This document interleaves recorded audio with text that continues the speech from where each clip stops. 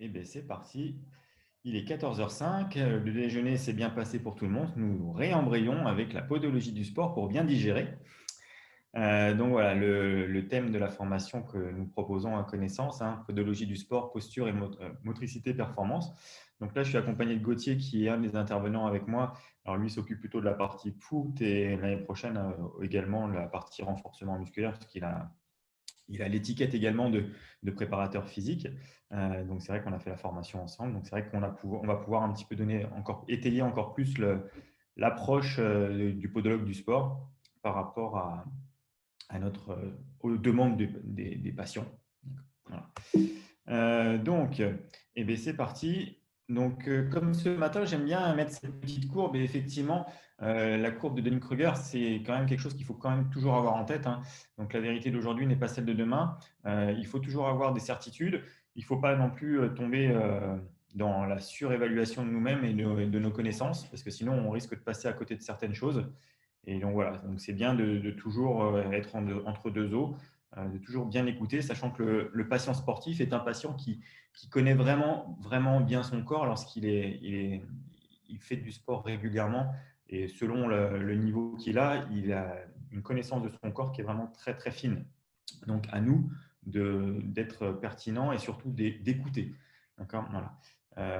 C'est les patients qui sont très demandeurs de conseils, qui sont très demandeurs d'amélioration, mais c'est aussi des patients qui sont très exigeants avec eux-mêmes et avec ce qu'ils ressentent. Donc, voilà, à nous d'être humbles. Donc, petit avant-propos, parce qu'effectivement, on se dit, bah, le podologue, voilà, il peut intervenir dans pas mal de sports, mais c'est vrai que là, sur quel type de sport on peut intervenir, on a toujours tendance à dire, bah, dans le running, oui, c'est sûr, on va intervenir, et parce que c'est là où on voit qu'il y a le plus en plus enfin, c'est là où il y a le plus de soins de terrain avec les associations, mais c'est vrai qu'on peut intervenir dans tous les autres domaines. Je vais commencer par les sports nautiques, mais c'est vrai que sport nautique, la danse, le golf, la rando, tous les sports que je vais vous détailler à cet endroit-là, donc là, je ne vais pas vous les détailler exclusivement, mais bien évidemment, c'est sûr que dans la formation, on voit 15 sports avec des intervenants qui sont experts dans leur domaine de compétences, d'accord, avec là des petits onglets qui doivent apparaître sur la slide avec l'équitation, les sports de force, sports de combat prochainement. Voilà, sport nautique, c'est Alexandre Gély qui fait ça. On se dit toujours, mais oui, mais pourquoi sport nautique? C'est compliqué en tant que podologue d'intervenir. Il faut bien comprendre une chose, c'est que nous, on parle des appuis. On peut traiter les patients grâce aux appuis. Euh, mais dans les sports nautiques, en fait, lorsque vous parlez à un nageur, eh ben, chaque paume de main sur l'eau ou le pied qui rentre en contact avec l'eau, ce sont les appuis. Certains utilisent des palmes, donc Alexandre travaille beaucoup sur les palmes comme Olivier qui fait du boot fitting, lui il fait du palm fitting, on peut adapter un petit peu la morphologie des palmes à la enfin, on peut adapter les palmes à la morphologie du pied justement pour que les appuis soient le plus optimal possible. L'appui soit le plus optimal possible. Donc c'est pour ça qu'il faut bien prendre conscience que même dans ce sport nautique, on a notre rôle à jouer et même si c'est encore les prémices, bah, ça évolue grandement et Alexandre a déjà des super bons résultats, donc c'est top et il fait partie de notre formation. Donc voilà, c'est vraiment un point positif pour nous. Je détaille un petit peu, voilà. Bref, dans tous les sports, on peut intervenir. Okay, par rapport à les différentes prises en charge de ces différents sportifs, bah, quel est le point commun qui peut réunir tous ces sports dans notre profession? Alors là, je vous ai parlé des appuis. Les appuis, ça peut vous orienter vers un mot particulier, mais on va y venir juste après. Et il faut qu'on se pose la question aussi, c'est à quel moment on peut être le plus efficace. Alors effectivement, on va dire, oui, dans tout le sport, dans tous les sports, il y a des mouvements, bien sûr, mais comme a dit un grand philosophe, de la stabilité naît la dynamique. Euh, c'est Gauthier qui m'a sorti ça tout à l'heure. Donc je vous en fais part parce que j'ai trouvé que cette phrase était très très bien. Mais c'est vrai, à partir du moment où le patient est stable, le sujet est stable, on va pouvoir avoir une dynamique gestuelle du sport qui va être plus efficace. Donc, à quel moment on va pouvoir être efficace et qu'est-ce qui va réunir tous ces sports? On va y revenir juste après cette dia.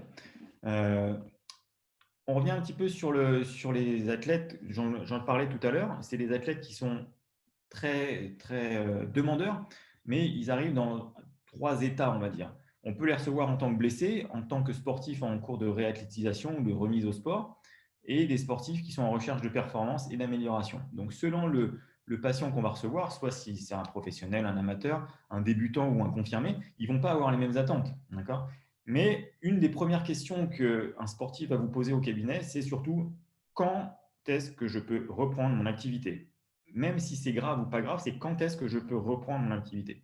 Je me souviens, on était sur une compétition de CrossFit, une athlète se casse le bras avec une dumbbell. La première chose qu'elle me dit, mais quand est-ce que je vais pouvoir recommencer mes compétitions ? Alors tu viens de te casser le bras. D'accord ? Voilà, donc il y a deux poids, deux mesures, mais les sportifs sont vraiment très axés sur le futur, leur discipline. Donc voilà, il faut vraiment qu'on puisse répondre à toutes ces questions. Donc, des sportifs blessés, eux, leur attente, c'est d'être soignés le plus rapidement possible. Des sportifs en réathlétisation, donc ils sont déjà commencé à être soignés, mais ils veulent reprendre encore plus vite. Et c'est ça qui est difficile, c'est qu'à partir du moment où un sportif se sent bien, comme les enfants qui ont un sevère, par exemple, ils n'ont plus vraiment de douleur, et qu'est-ce qu'ils ont envie de faire? C'est de recourir directement. Un sportif, c'est pareil. À partir du moment où il va sentir une amélioration au niveau des douleurs, il va vouloir tout de suite retourner sur le terrain. Et c'est là qu'il faut qu'on soit là pour justement conseiller, adapter notre traitement. Et puis, les sportifs en recherche de performance et d'amélioration de leur gestuelle. Et là, c'est pour qu'ils ne se reblessent pas, d'accord ? Parce qu'il faut voir un petit peu pourquoi ils se sont blessés. Toujours avoir en tête qu'il faut chercher l'entrée du problème et pas la sortie du problème. Hein. Ça, c'est la base de la posturologie. Ne pas traiter la sortie, mais vraiment l'entrée. Parce que traiter la sortie, on va dire qu'on peut tous le faire. Mais traiter l'entrée, là, ça demande un peu plus de réflexion, un bilan un peu plus approfondi. Donc, qu'est-ce qu'il faut pour que ces sportifs se blessent le moins possible? Là, la première chose qu'il faut avoir en tête, c'est ce mot qui est en rouge. Là, je ne sais pas si vous voyez ma souris, c'est le mot stable. D'accord ? Il faut qu'ils soient stables. Les sportifs, ou même dans la vie de tous les jours, pour faire tous les mouvements que l'on veut faire, il faut être stable. Pour que le mouvement soit correctement fait, la stabilité, c'est la chose la plus importante. Et comme disait Gauthier, hein, effectivement, c'est de la stabilité que va naître la dynamique. Donc, à partir du moment où on est bien, la dynamique se fera correctement. Donc, qu'est-ce qu'entraîne la stabilité? La stabilité, elle va entraîner une consommation d'énergie amoindrie. Ok. À partir du moment où on est stable, les muscles qui doivent fonctionner au bon moment de force, ils vont fonctionner. Si on n'est pas stable, ils vont devoir travailler pour équilibrer. Donc, consommation d'énergie. Une meilleure exécution du mouvement, c'est lié. La consommation d'énergie, les muscles qui travaillent dans le bon moment de force, c'est lié à la meilleure exécution du mouvement. Limiter les blessures. À partir du moment où les muscles sont moins fatigables, qui font un meilleur mouvement, et forcément, il y a moins de blessures. Et bien entendu, parce que tout est lié, il y aura un gain de force, un gain de vitesse, un gain de performance. D'accord ? Ça, il faut tout avoir en tête. On ne peut pas scinder ces aspects-là. Alors, tout à l'heure, je vous disais à quel moment peut-on être le plus efficient, d'accord ? Comme je vous disais, selon le sport qu'on va pouvoir avoir, le sportif qu'on va avoir, si c'est un sprinter, si c'est un footballeur, un gardien de but, un golfeur, on n'a pas tout à fait les mêmes choses en face de nous, d'accord ?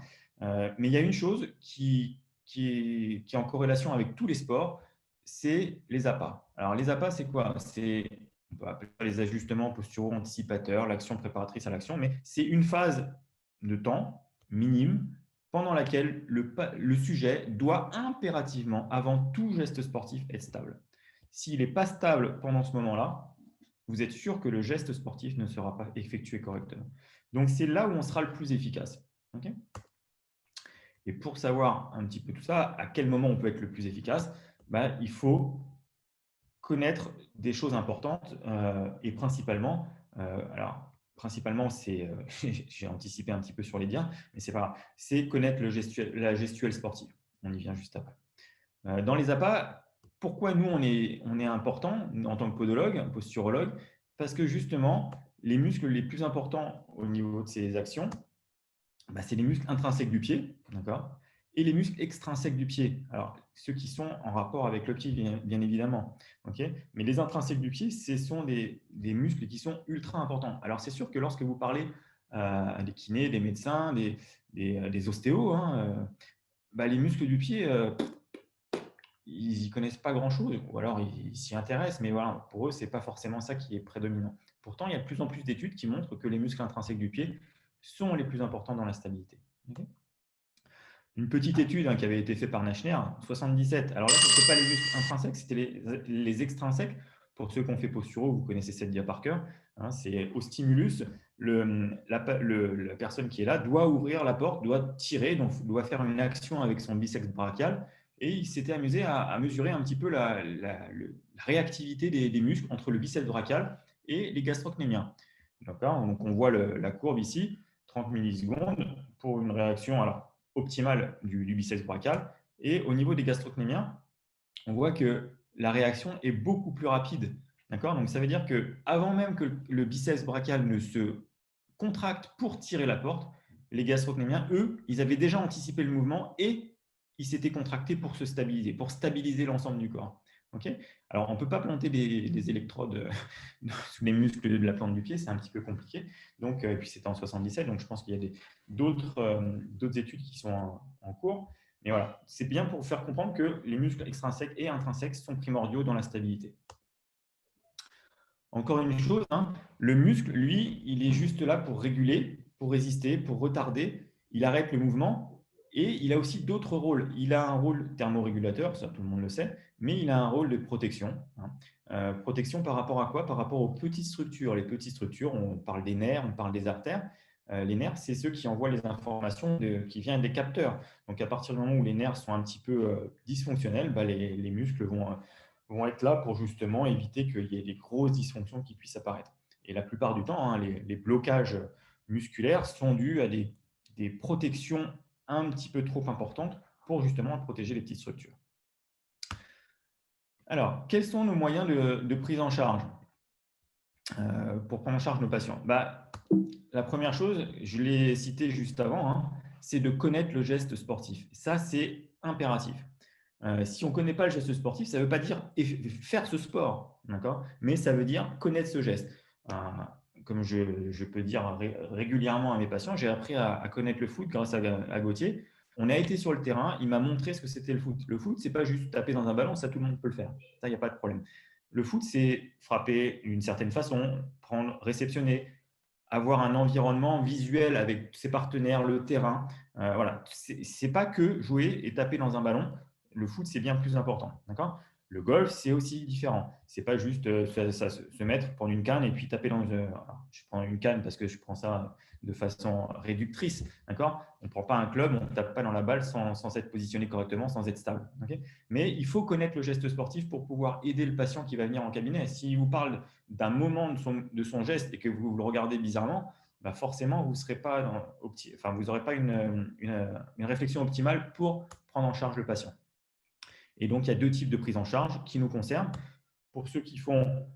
Alors, la prise en charge en cabinet, tout le monde l'a fait, bien évidemment, mais peut-être que certains font de la prise en charge terrain. Et à mon sens, c'est la meilleure école pour comprendre un petit peu ce qui se passe au niveau du geste sportif. Aller sur le terrain. Et c'est ça qui nous anime un petit peu dans cette formation, c'est que pour moi, l'important, c'est effectivement de donner le maximum de clés de partage de toutes nos connaissances, mais il faut qu'on aille sur le terrain pour observer, pour pratiquer le geste sportif, pour pouvoir comprendre. Alors qu'on le fasse bien ou qu'on le fasse mal, peu importe, mais c'est le ressentir. D'accord ? Donc la prise en charge en cabinet, on va la balayer un petit peu, mais l'interrogatoire, le bilan, le testing. Alors le testing postural, bien évidemment, les différents tests qu'on peut avoir en place, la rotation de tête, posturodynamique, test des pouces montants, test de stabilité pelvienne unipodale, le Fukuda, le Maddox, test de flexion debout, test de flexion assis. Tout ça, ce sont des tests qu'on peut effectuer et qui doivent nous servir de bilan et de post-test. C'est-à-dire qu'une fois qu'on a fait notre traitement, qu'on a fait notre thérapie manuelle, c'est intéressant de refaire les tests qui nous parlent le plus, qui sont peut-être le plus rapides à faire pour vous en post-test, mais pour voir si on améliore le patient. Parce que le but, c'est de ne pas être délétère. Primo nocere, c'est vraiment toujours ça qu'il faut avoir en tête. Et nos semelles doivent être là justement pour améliorer le patient. Et à partir du moment où on met les éléments, on les stimulations aux bons endroits, la réaction est quasi instantanée. Il y a pas, le fait de dire oui, effectivement, il y a 2 à 3 semaines d'adaptation pour les semelles. Oui, alors moi je l'ai dit aussi quand je suis sorti de l'école parce qu'on m'a dit de dire ça.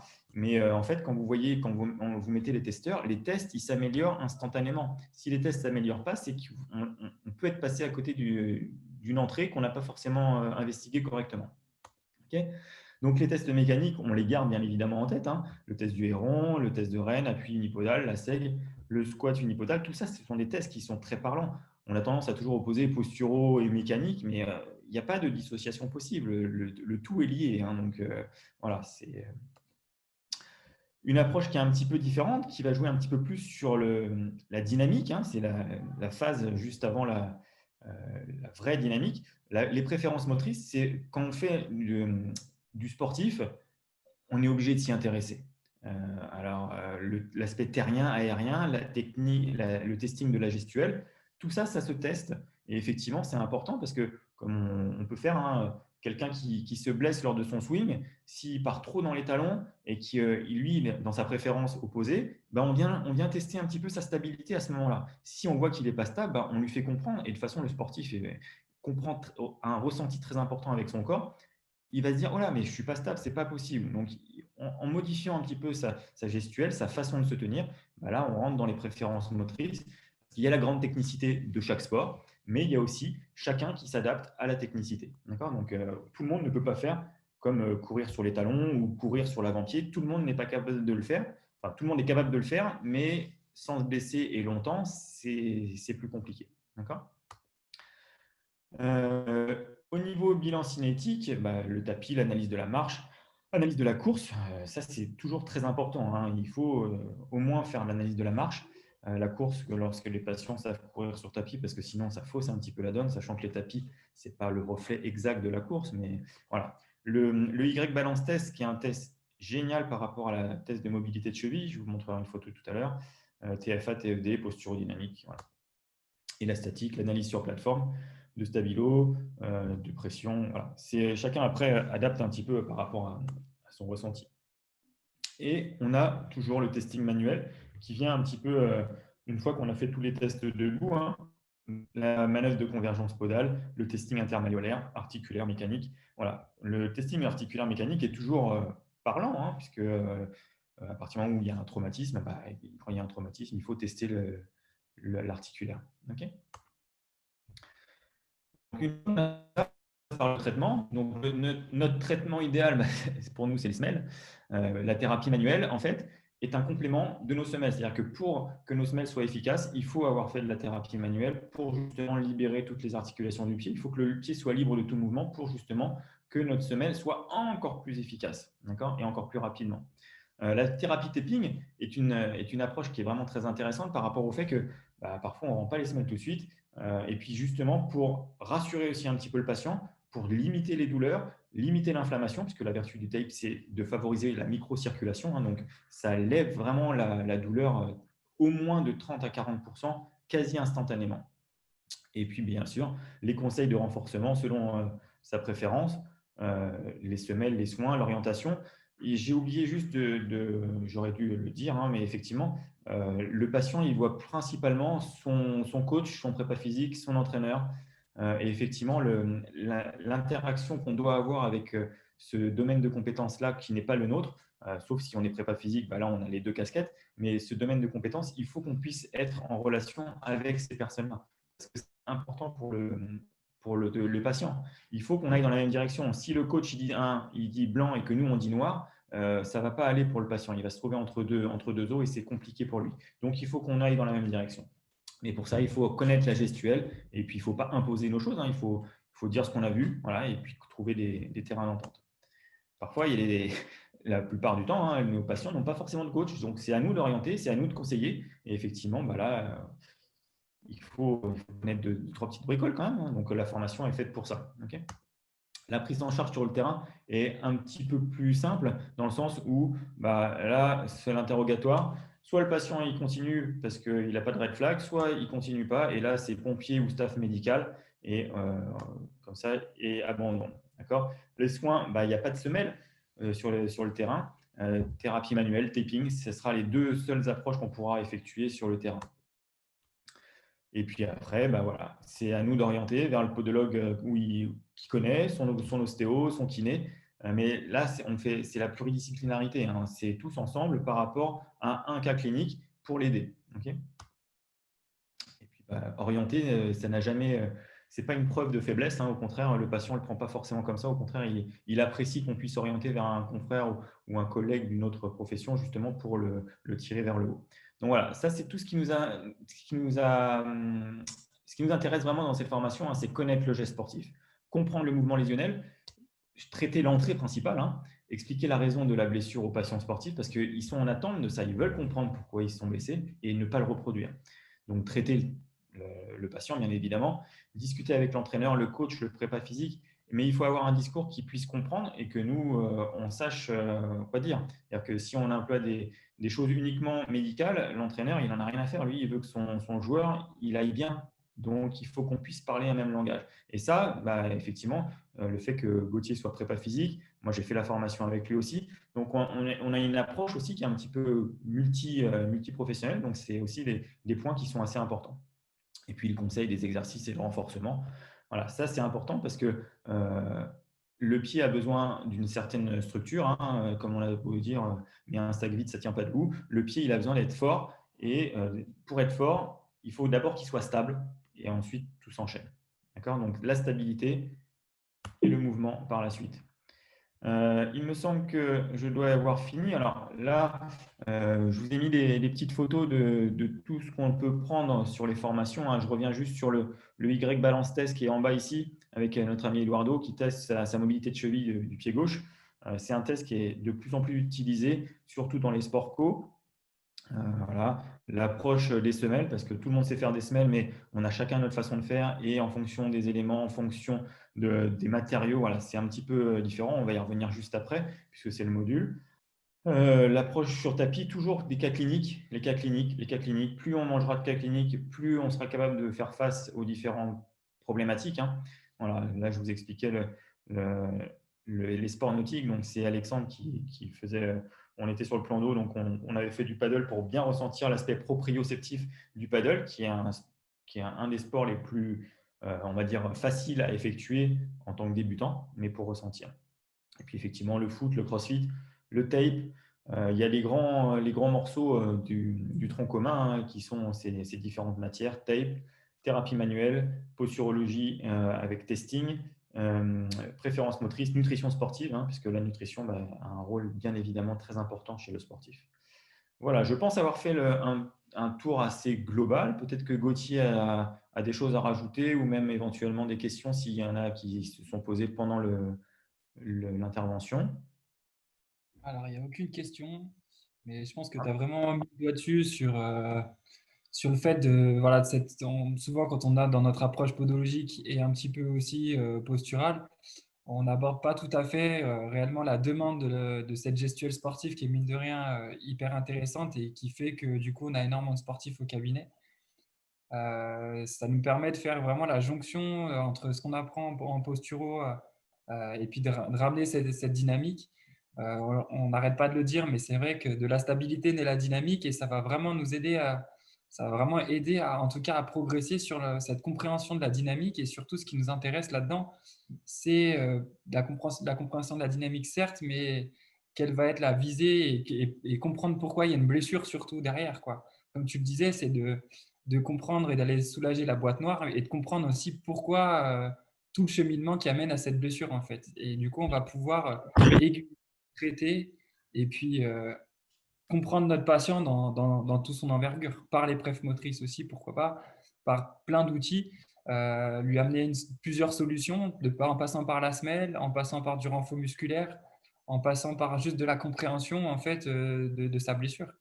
Donc, euh, donc voilà un petit peu ce qu'on va aborder tout au long d'une année en podosport. Voilà. Et c'est vrai que j'en ai pas parlé, mais donc la formation elle se compose de 4 modules, hein. Un module de 3 jours à Paris, normalement c'est début décembre, où là on aborde vraiment le tronc commun. Ensuite on part 4 jours à Annecy, généralement c'est début janvier, où là on aborde la fin du tronc commun et on aborde les différents sports. On revient à Noisy vers courant mars-avril, et pour 3 jours, et on termine à Hyères pour 4 jours sur la formation. Voilà. Et du coup, un dernier point, effectivement, là, tous les intervenants sont assez experts dans leur domaine. Ils ont des professionnels, mais ils ont aussi beaucoup d'amateurs, hein. Il faut pas se dire que on n'a que des professionnels et de toute façon, voilà, le monde sportif est suffisamment varié pour qu'on puisse solliciter tel ou tel club pour leur dire, bah voilà, moi je fais ça, j'ai cette connaissance-là, est-ce que ça vous intéresse? La gestion, le réglage vélo, le basket, la danse, le crossfit, le handball, voilà, il y a tellement de choses à faire que voilà, il y a des portes ouvertes de tous les côtés. D'accord? Un dernier point, euh, on a quand même un point qui nous est vraiment très cher, hein, c'est que tout ce qu'on sait, on donne. Et c'est surtout qu'il ne faut pas se dire, ouais, mais eux, ils ont des professionnels et tout. C'est pas vraiment le cas, hein. Donc, oui, certes, on a tout type de patients. Et le but, c'est que vous puissiez prendre en charge tout type de patients également. Parce que on n'a jamais à l'abri de rencontrer un professionnel qui arrive. Et le professionnalisme dans le monde du sport, c'est très aléatoire. D'accord? Un professionnel de tir, il va être inconnu au bataillon. Alors qu'un professionnel de golf ou de foot, bah forcément, ça va être une star dans son domaine. Donc voilà, c'est deux poids, deux mesures, mais il y a des professionnalismes dans tous les domaines. OK? Voilà, je pense qu'on a fait le tour. On va enchaîner directement avec les semelles et la podologie du sport.